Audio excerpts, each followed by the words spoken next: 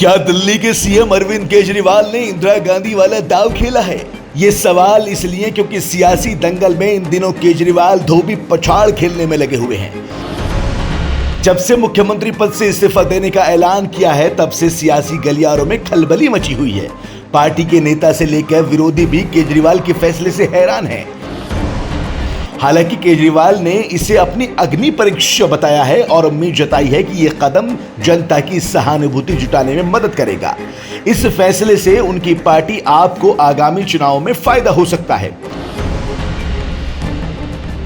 राजनीतिक जानकारों की माने तो इस्तीफे की बात पर केजरीवाल ने एक तीर से कई निशाने साधे हैं।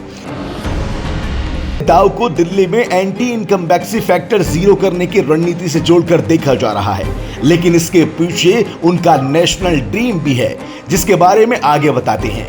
लेकिन उससे पहले ये आपको बता देते हैं कि जमानत पर रिहाई को राजनीतिक मौकों में बदलते हुए केजरीवाल का ये कदम दिखाता है कि वो सुर्खियों में कैसे रहना जानते हैं।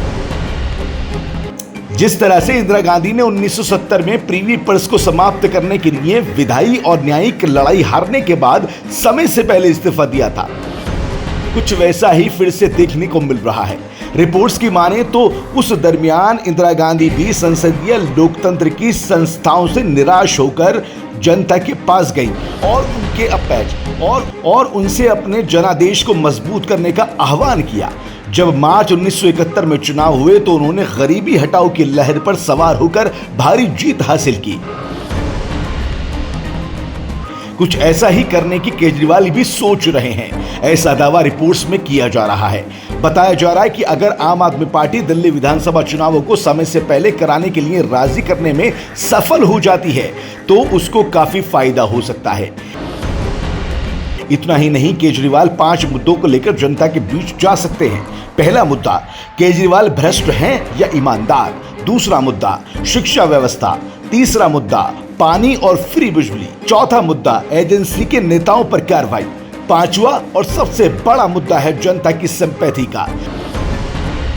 दरअसल सिंपैथी को किसी भी चुनाव का सबसे बड़ा मुद्दा माना जाता है। आम आदमी पार्टी की कोशिश है कि केजरीवाल, सिसोदिया और संजय सिंह को जेल में डालने के मुद्दे को सिंपैथी में बदला जा सके।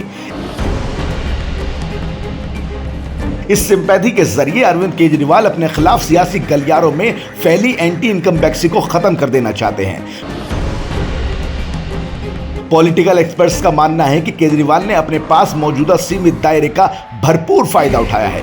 करप्शन के खिलाफ एक जन आंदोलन के दम पर सत्ता में आई पार्टी के लिए धोखाधड़ी के दाग को जल्दी से मिटाना होगा। जमानत पर उनकी रिहाई काफी हो सकती थी, लेकिन किसी भी स्वाभिमानी मुख्यमंत्री से यह उम्मीद नहीं की जा सकती थी कि वो जेल से रिहाई से जुड़ी शर्तों के साथ पद पर बने रहेंगे।